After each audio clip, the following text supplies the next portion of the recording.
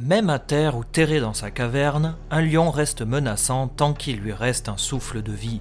Notre première étape de l'excursion dans les forteresses de Westeros nous a emmenés la dernière fois dans les terres de l'Ouest avec Castral Rock, la puissante citadelle des Lannister. Comme le roc fait face à la mer, je vous propose en conséquence de prendre le large, cap sur les îles de Fer et le château de Pike, un cas unique comme on en voit peu à Westeros. Comme le disent les Fernés, ce qui est mort ne saurait mourir, mais se lève à nouveau plus dur à la peine et plus vigoureux.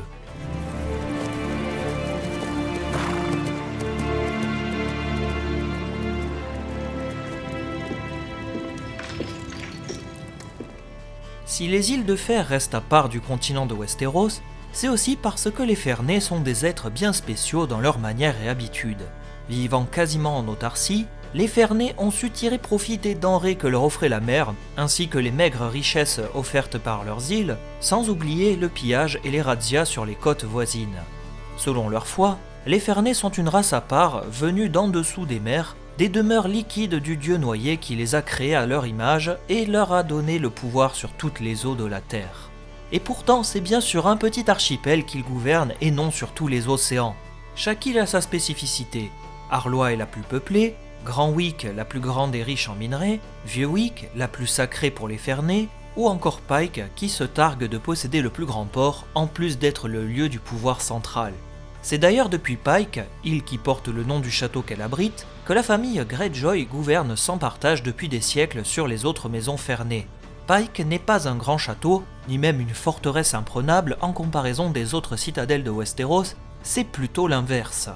Sa construction est très ancienne et le château ancestral s'apparente plus à une ruine menaçant de s'écrouler qu'à une réelle place forte indétrônable.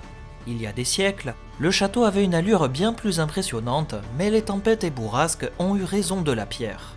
Les falaises sur lesquelles était construit Pike n'étaient pas si robustes que cela, ce qui entraîna de nombreuses chutes de pierre et effondrements. Des murs tombèrent et des salles entières finirent par rejoindre la demeure du dieu noyé. Les restes actuels de Pike forment un complexe de tours et donjons semés sur une dizaine de petits îlots, surplombant les récifs dangereux en contrebas. Aujourd'hui, Pike est un château qui a un aspect lugubre en plus d'être très humide par tous les temps.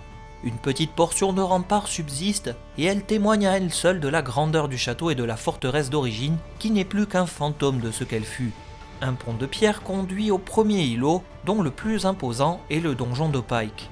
Au-delà de cette structure en pierre, les autres donjons sont connectés entre eux par des pontons en corde et bois.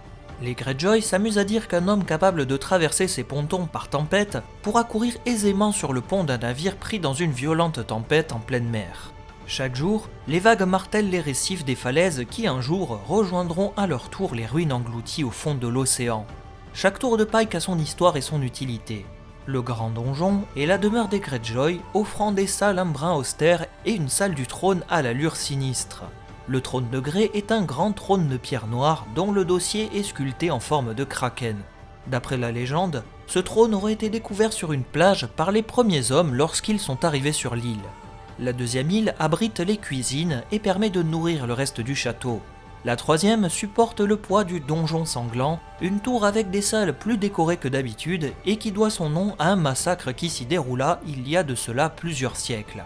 Les fils du roi Bernard le Juste, roi du Conflent à l'époque, furent tous assassinés dans cette tour et découpés sur place sur ordre du roi Corrède Ier Chénu.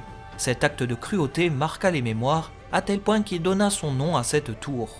Et enfin, à l'extrémité du château se trouve la tour de la mer, sans doute la plus ancienne, depuis laquelle on peut apercevoir un immense étendard Greyjoy flotter au gré des vents tout en étant accompagné de deux immenses feux le soir pour faire office de phare. Dans toute son histoire, le château de Pike fut assiégé et attaqué à de très nombreuses reprises, ce qui détruisit plusieurs parties de son enceinte et de ses tours. On peut mentionner par exemple la révolte de Balon Greyjoy durant le règne du roi Robert Baratheon, qui fut puni de la pire des manières lors d'un assaut sanglant. En plus des milliers de morts et de la perte de plusieurs de ses fils, la guerre causa également de sérieux dommages à Pike, dont certaines tours anciennes qui furent détruites lors du passage des armées Baratheon et Stark sur l'île. Pour ce qui est de Game of Thrones, la série a fait le choix de nous présenter un château proche de la description faite dans les livres, à l'exception près du trône de Grey qui n'est jamais montré, ce qui est fort dommage tant on voit l'impact qu'il aurait pu avoir avec le personnage de Balon Greyjoy, qui aurait pu gagner en importance et non le montrer comme un roi couard à la limite de la pauvreté comme c'est le cas dans la série. Témoin du passé, le château de Pike n'est plus que l'ombre de ce qu'il fut autrefois. C'est ainsi que s'achève cette balade sur le château de Pike, fief de la maison Greyjoy. Il semblerait que le vent nous emmène encore plus au nord dans notre prochaine exploration et que l'on accostera peut-être sur les terres gelées du nord. Je vous propose de nous mettre en conséquence en marche, cap en direction de la tanière des loups. Merci à vous de m'avoir écouté et accompagné dans cette exploration et à très bientôt, salut!